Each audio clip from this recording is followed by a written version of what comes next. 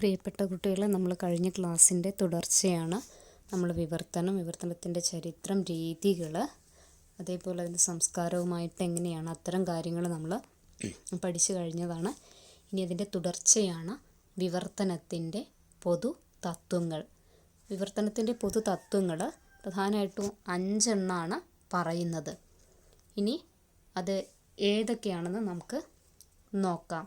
ഇപ്പോൾ വിവർത്തനത്തിൻ്റെ തത്വങ്ങളിൽ വരുന്ന ഒന്നാമത്തെ ഘടകമാണ് മൂലപാഠത്തിൻ്റെ രൂപഘടന പാടെ തകർക്കാതിരിക്കുക. ഇപ്പം നമ്മൾ വിവർത്തനത്തിൽ പല രീതികളും സമ്പ്രദായങ്ങളും പരിഭാഷകൻ്റെ ദർശനമനുസരിച്ചും കൃതിയുടെ പ്രത്യേകതകൾ അനുസരിച്ചും ആവശ്യമായിട്ട് വരും. എങ്കിലും അനിഷേധ്യമായ ചില അടിസ്ഥാന പ്രമാണങ്ങളുണ്ട് പരിഭാഷയുടെ. പൊതുവിൽ അംഗീകൃതമായ തത്വങ്ങൾ. ആ തത്വങ്ങളിൽ ഒന്നാമത്തേതാണ് ഈ പറയുന്നത്. മൂലപാഠത്തിൻ്റെ രൂപഘടന പാടെ തകർക്കാതിരിക്കുക. ഇനി നമ്മൾ എങ്ങനെയാണ് അതിൽ ശ്രദ്ധിക്കേണ്ട കാര്യങ്ങൾ? കഥ, കവിത, നാടകം, നോവൽ എന്നിങ്ങനെയുള്ള വിവിധ സാഹിത്യ രൂപങ്ങൾക്ക് അതിൻ്റേതായിട്ടുള്ള ഒരു രൂപഘടനയുണ്ട്. കഥയ്ക്ക് കഥയുടേതായ രൂപഘടനയുണ്ട്, കവിതയ്ക്ക് കവിതയുടേതും, അതേപോലെ നാടകത്തിനും നോവലിനൊക്കെ അതിൻ്റേതായിട്ടുള്ള ഒരു ഘടനയുണ്ട്. കൂടാതെ തന്നെ അതിലേക്ക് എഴുത്തുകാരൻ ശ്രദ്ധാപൂർവം ഓരോ കൃതിയിലും നിക്ഷേപിക്കുന്ന രചനാപരമായ ചില മുദ്രകളുമുണ്ട്. ഇനി എഴുത്തുകാരൻ്റേതായിട്ടുള്ള ചില അടയാളപ്പെടുത്തലുകളും അവയിൽ നമുക്ക് കാണാൻ സാധിക്കുന്നുള്ളതാണ്. ഇപ്പോൾ ഇവിടെ നാടകം വിവർത്തനം ചെയ്തു വരുമ്പോൾ അത് നോവലാണെന്ന് തോന്നരുത്. അപ്പം മലയാളത്തിൽ ആദ്യമായി പരിഭാഷ ചെയ്യപ്പെട്ട നാടകമായ ആൾമാറാട്ടം, ആ ആൾമാറാട്ടത്തിന് ഇത്തരത്തിലൊരു ദുർഗതി ഉണ്ടായി എന്നുള്ളതാണ്. അപ്പം അതുകൊണ്ടാണ് നമ്മൾ ഏതാണോ വിവർത്തനം ചെയ്ത്, കഥയാണ് വിവർത്തനം ചെയ്യുന്നത്, വിവർത്തനം ചെയ്ത് കഴിയുമ്പോൾ അത് കഥയുടെ രൂപഘടന തന്നെയായിരിക്കണം. ഇനി കവിതയാണെങ്കിലോ അത് വിവർത്തനം ചെയ്ത് കഴിഞ്ഞ് വരുമ്പോൾ അതിന് കവിതയുടേതായ രൂപഘടന വേണം. അപ്പോൾ ആ ഒരു കാര്യമാണ് ഇവിടെ പ്രത്യേകം ശ്രദ്ധിക്കേണ്ടത്. അതുകൊണ്ടാണ് ഏതാണോ ഒറിജിനൽ ടെക്സ്റ്റ്, അതാണ് മൂലപാഠം എന്ന് നമ്മൾ പറയുന്നത്. ആ മൂലപാഠത്തിൻ്റെ രൂപഘടനയ്ക്ക് ഒരു മാറ്റവും സംഭവിക്കാൻ പാടില്ല എന്നുള്ളതാണ്. അതേപോലെ തന്നെ ഒ. ഹെൻറി കഥകളുടെ അന്ത്യത്തിലുള്ള ട്വിസ്റ്റും ഇത്തരത്തിൽ പരമപ്രധാനവുമാണ്. ഇത് അദ്ദേഹത്തിൻ്റെ വ്യക്തിമുദ്രയാണ്. വിവർത്തനത്തിൽ അത്തരം മുദ്രകൾ നഷ്ടപ്പെട്ടുകൂടാ എന്നുള്ളതാണ് ഒന്നാമത്തെ തത്വത്തിൽ പറയുന്നത്. ഇനി രണ്ടാമത്തെ തത്വത്തിലേക്ക് നമുക്ക് വരാം. രണ്ടാമത്തെ തത്വം ഏതാണ്? മൂലപാഠത്തിൻ്റെ ദർശനം മാറ്റിമറിക്കാതിരിക്കുക. ഇവിടെ മൂലഗ്രന്ഥകാരൻ്റെ കാഴ്ചപ്പാട് എന്താണെന്ന് ശരിയായി ധരിക്കാതെ വിവർത്തകന് മനസ്സിലായ പാഠം മാത്രം തിരക്കി പിടിച്ചിട്ട് വിവർത്തനം ചെയ്യുന്നത് പലപ്പോഴും വിപരീത ഫലമാണ് ഉണ്ടാക്കുക. അപ്പോൾ അതുകൊണ്ടാണ് ഇവിടെ എന്താണോ മൂലപാഠത്തിൻ്റെ ദർശനം എന്താണോ അത് മനസ്സിലാക്കിക്കൊണ്ട് വേണം വിവർത്തനം ചെയ്യാൻ. തിരക്കി പിടിച്ചുകൊണ്ട് നമ്മൾ ആ വിവർത്തനത്തിലേക്ക് ഇറങ്ങിക്കഴിഞ്ഞാൽ അത് പല രീതിയിലുള്ള വിപരീത ഫലങ്ങളും സൃഷ്ടിക്കുന്നുള്ളതാണ്. ഉദാഹരണത്തിന് ONV കുറിപ്പിലുള്ള ഉത്കണ്ഠയാണ് അല്ലെങ്കിൽ ONV കുറിപ്പിൻ്റെ ഭൂമിക്കൊരു ചരമഗീതം എന്ന കവിത. അതെന്താണ്? പരിസ്ഥിതി വിനാശത്തിലുള്ള ഉത്കണ്ഠയാണ് പ്രകടിപ്പിക്കുക, അല്ലേ? നമുക്കറിയാം ഒരു ഭൂമിക്കൊരു ചരമഗീതമാണ്. അപ്പം അതുകൊണ്ട് എന്താണ് ആ കവിതയിൽ പറയുന്നതെന്ന് മനസ്സിലാക്കാതെ അത് പരിഭാഷപ്പെടുത്താൻ തുടങ്ങിയാൽ അതെങ്ങനെയിരിക്കും? ഇനിയും മരിക്കാത്ത ഭൂമി നിന്നാസന്ന മൃതിയിൽ നിനക്കാത്മശാന്തി എന്ന വരികൾ വായിക്കുമ്പോൾ ഭൂമി എങ്ങനെയെങ്കിലും ഒന്ന് മരിച്ചു കിട്ടാനുള്ള പ്രാർത്ഥനയാണ് അതെന്ന് പരിഭാഷകന് തോന്നിക്കൂടായികയില്ല. പക്ഷെ യഥാർത്ഥത്തിൽ ആ ഭൂമിയുടെ അല്ലെങ്കിൽ ആ പരിസ്ഥിതിയുടെ നാശത്തെക്കുറിച്ച് ഉത്കണ്ഠയിൽ പെട്ടുകൊണ്ടാണ് ONV ആ കവിത എഴുതിയിട്ടുള്ളത്. അപ്പോൾ വിവർത്തനം ചെയ്യുന്ന പരിഭാഷകൻ അതെന്താണെന്ന് മനസ്സിലാക്കിയിരിക്കണം. കവിതാ വിവർത്തനത്തിലാണ് ഇത്തരം കുഴപ്പങ്ങൾ ഏറെ വന്നുപെടുന്നതും. വിജയലക്ഷ്മിയുടെ ഭാഗവതം ഇംഗ്ലീഷിലേക്ക് പരിഭാഷപ്പെടുത്തിയപ്പോൾ അതിൻ്റെ വിവക്ഷയും അപ്പാടെ മാറിപ്പോയിട്ടുണ്ട്. ഇനി അടുത്തത് നമ്മൾ മൂലപാഠത്തിൻ്റെ ദർശനം മാറ്റിമറിക്കാതിരിക്കുക എന്ന് പറഞ്ഞു. ഇനി മൂന്നാമത്തെ തത്വം എന്താണെന്ന് നോക്കാം. മൂലപാഠാംശങ്ങൾ സമ്പൂർണമായി പരിഭാഷ ചെയ്യുക. അപ്പോൾ പരിഭാഷയിൽ തികച്ചും അപ്രസക്തമായിട്ടുള്ള ചില വാക്കുകളോ പ്രയോഗങ്ങളോ അതൊക്കെ ഉണ്ടെങ്കിൽ എന്താ, നമുക്കത് വിട്ടുകളയേണ്ടതായി വന്നേക്കാം. എന്നല്ലാതെ കൃതിയുടെ ജൈവ ഘടനയെ ഉലയ്ക്കുന്ന ഭാഗങ്ങളൊന്നും വിട്ടുകളയരുത്. അപ്പോൾ നമ്മൾ വിവർത്തനം ചെയ്യുന്ന സമയത്ത് ചില അപ്രസക്തമായിട്ടുള്ള കാര്യങ്ങളൊക്കെ ഒഴിവാക്കിക്കൊണ്ടൊക്കെ വിവർത്തനം ചെയ്യേണ്ടി വരുന്ന സാഹചര്യം ഉണ്ടാവാം. പക്ഷേ എങ്കിലും എന്താണ്, ആ ഒറിജിനൽ കൃതിയുടെ യഥാർത്ഥത്തിലുള്ള ആ ഒരു കൃതിയുടെ ജൈവഘടനയെ ഉലയ്ക്കുന്ന ഭാഗങ്ങളൊന്നും അതിൽ നിന്ന് വിട്ടുകളയാനും പാടില്ല. അതുകൊണ്ടാണ് മൂല പാഠാംശങ്ങൾ സമ്പൂർണമായി പരിഭാഷ ചെയ്യുക എന്ന് ഈ ഒരു തത്വത്തിൽ പറയുന്നതും. അഭിജ്ഞാന ശാകുന്തളത്തിലെ വിഷ്കമ്പവും പ്രവേശകവും ഒക്കെ വിട്ടുകളഞ്ഞാൽ അത് ശാകുന്തളമല്ലാതാകും. അതേപോലെ 10 കൽപ്പനകൾ പരിഭാഷപ്പെടുത്തി വരുമ്പോൾ അത് 9 ആവാനും പാടില്ല, അത് കൂടാനും പാടില്ല. അപ്പോൾ എന്താണോ പറയുന്നത് അതിനനുസരിച്ച രീതിയിലേക്ക് വിവർത്തനങ്ങൾ മുന്നോട്ട് കൊണ്ടുപോവുക എന്നുള്ളതാണ് ഈ ഒരു തത്വത്തിൽ പറയുന്നത്.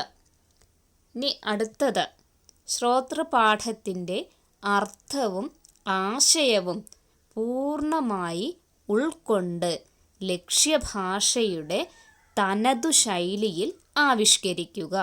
എന്താണ് ആ ഒരു നാലാമത്തെ തത്വം? ശ്രോതൃപാഠത്തിൻ്റെ അർത്ഥം, ആശയം ഇതിനെയൊക്കെ പൂർണ്ണമായി ഉൾക്കൊണ്ട് ലക്ഷ്യഭാഷയുടെ തനതു ശൈലിയിൽ ആവിഷ്കരിക്കുക. അതെങ്ങനെയാണ്? ഓരോ ഭാഷയ്ക്കും അതിൻ്റേതായിട്ടുള്ള ശൈലികളുണ്ട്, അതുപോലെ പ്രയോഗങ്ങളുണ്ട്. അതിനെയൊക്കെ അതേപോലെ മറ്റൊരു ഭാഷയിലേക്ക് വിവർത്തനം ചെയ്യുന്നത് വളരെയധികം സാഹസമായിരിക്കും.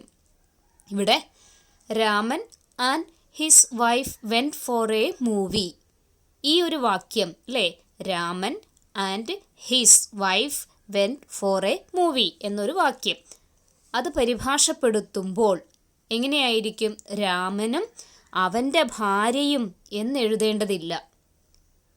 മലയാളത്തിൽ രാമനും ഭാര്യയും മതി. ഇപ്പം രാമൻ മറ്റൊരുത്തൻ്റെ ഭാര്യയുടെ ഒപ്പം സിനിമയ്ക്ക് പോവുക എന്നുള്ളത് മലയാളിയുടെ ഇടയിൽ പതിവില്ല. അതേസമയം സായിപ്പിന് കഴിവത് മറ്റൊരുത്തൻ്റെ ഭാര്യയുടെ ഒപ്പമായിരിക്കും സിനിമയ്ക്ക് പോകുന്നത്. അപ്പോൾ മലയാളത്തിൽ നമുക്ക് അങ്ങനെ ഒരു ഇത് ഇല്ല എന്നുള്ളതാണ്.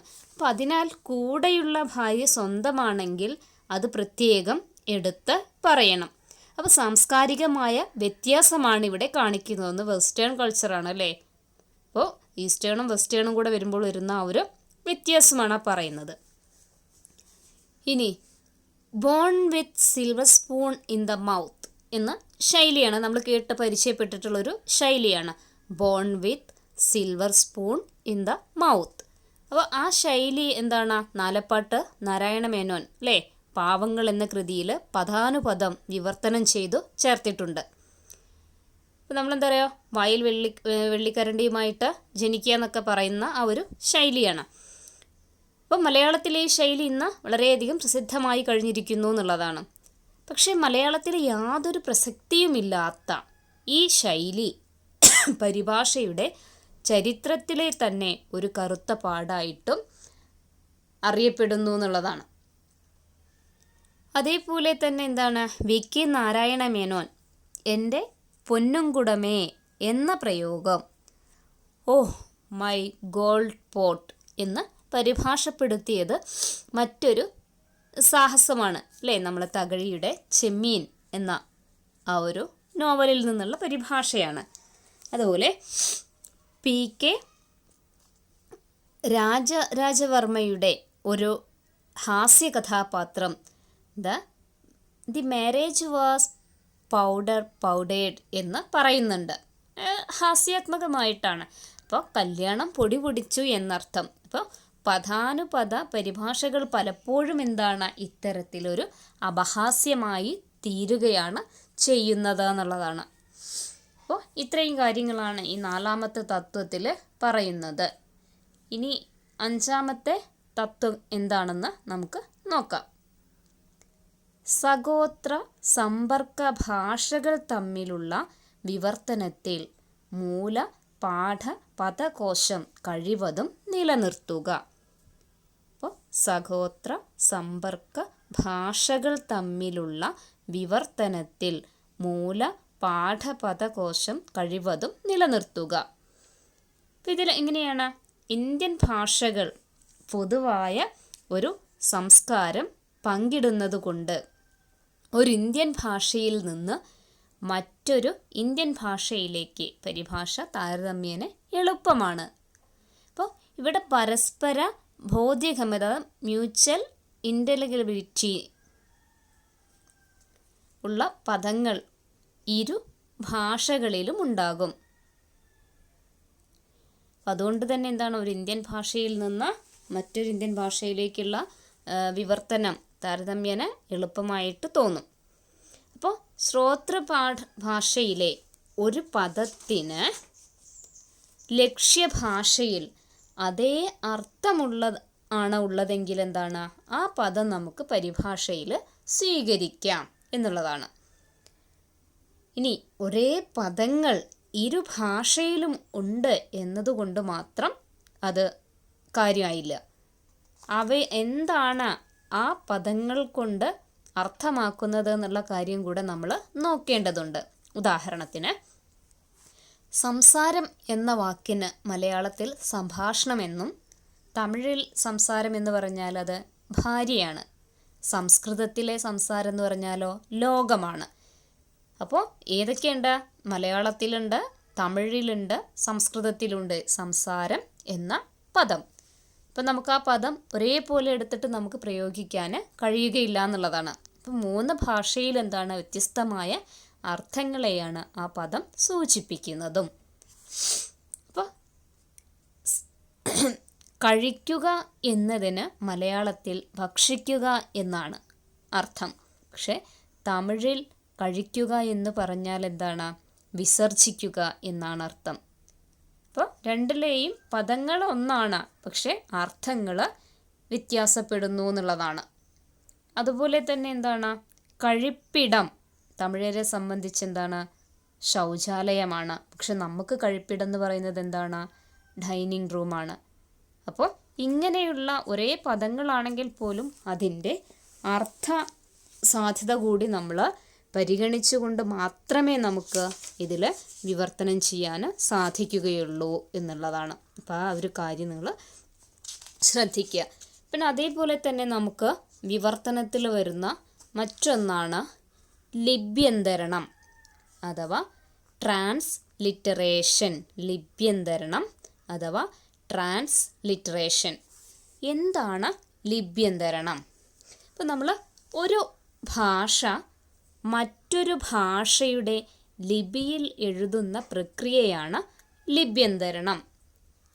ഇപ്പോൾ നമ്മൾ ഹൗ ഓൾഡ് ആർ യു, അതിനെ നമ്മൾ മലയാളത്തിൽ എഴുതാറുണ്ട്. അപ്പോൾ അതാണ് ലിപ്യന്തരം. നമ്മൾ SMS വേണ്ടി ഉപയോഗിക്കുന്ന ആ ഒരു രീതി. നമ്മൾ പറയില്ലേ സാധാരണ മംഗ്ലീഷിൽ എഴുതുകയെന്ന്, ആ ഒരു രീതി, അതാണ് ലിപ്യന്തരണം. അപ്പോൾ ഇവിടെ എന്താണ്, ലിപ്യന്തരണത്തിൽ ലിപി മാത്രമേ മാറുന്നുള്ളൂ, ഭാഷ മാറുന്നില്ല അല്ലേ? നമ്മൾ ഇംഗ്ലീഷിൻ്റെ ആ ഒരു രീതി നോക്കിയാൽ നിങ്ങൾക്ക് മനസ്സിലാവും. ലിപി ഏതാവും? ലിപി മാറും, പക്ഷേ ഭാഷ ഏതാണ്? ആ തന്നെയാണ്. നമ്മളിപ്പോൾ ഇംഗ്ലീഷിൽ ഹൗ ഓൾഡ് ആർ യു എന്ന് പറയുന്നതിനെ അതിൽ നമ്മൾ മലയാളത്തിൽ എഴുതുന്നു, പക്ഷേ ഭാഷ എന്താണ് അവിടെ? ഇംഗ്ലീഷ് തന്നെയാണ് അല്ലേ? അപ്പോൾ മാറുന്നില്ലല്ലോ. അപ്പോൾ ആ രീതിയിലേക്ക് ഒരു ഭാഷ മറ്റൊരു ഭാഷയുടെ ലിപിയിൽ എഴുതുന്ന പ്രക്രിയയാണ് ലിപ്യന്തരണം. മലയാളികളെ സംബന്ധിച്ച് പ്രത്യേകിച്ച് അവർക്ക് പരിചയമുള്ളൊരു ഭാഗം കൂടിയാണ് അല്ലേ? മലയാളത്തിൽ എഴുതുന്ന ലേഖനങ്ങൾ, മറ്റ് സംസ്കൃത ശ്ലോകങ്ങൾ, ഇതൊക്കെ ഉദ്ധരിച്ചിട്ടൊക്കെ ചേർക്കാറുണ്ട്. അപ്പോൾ അത്തരത്തിൽ എന്താണ് ഇവിടെ അത്തരം സന്ദർഭത്തിൽ സംസ്കൃതം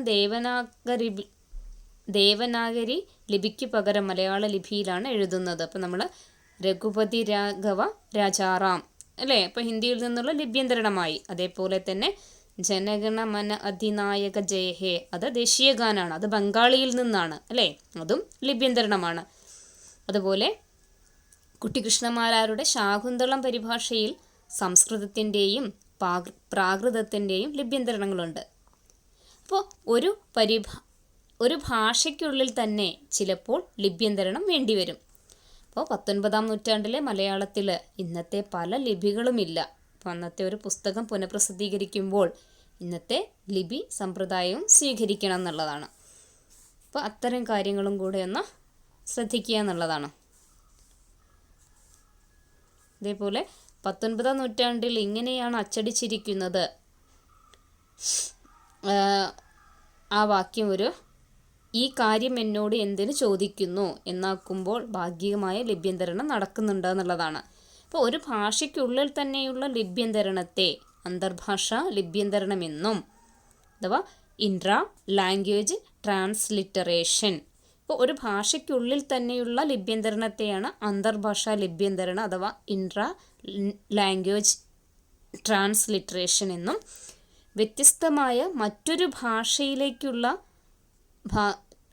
വിവർത്തനത്തെ എന്താണ് ഭാഷാന്തര ലിപ്യന്തരണമെന്നും ഇൻ്റർ ലാംഗ്വേജ് ട്രാൻസ്ലിറ്ററേഷൻ എന്നും വിളിക്കാം. അപ്പോൾ ഭാഷാന്തര ലിപ്യന്തരണത്തിനാണ് കൂടുതൽ ആവശ്യവും പ്രാധാന്യവും.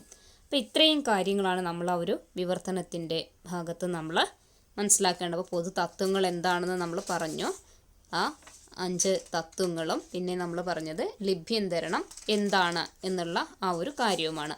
അപ്പോൾ ഇത്രയും കാര്യങ്ങൾ അതിനകത്ത് മനസ്സിലാക്കുക. ബാക്കി നമുക്ക് ഒരു ഭാഗം കൂടെ വരുന്നുണ്ട് ഈ ഒരു യൂണിറ്റിൽ, അത് അടുത്ത ക്ലാസ്സിൽ നമുക്ക് നോക്കാം.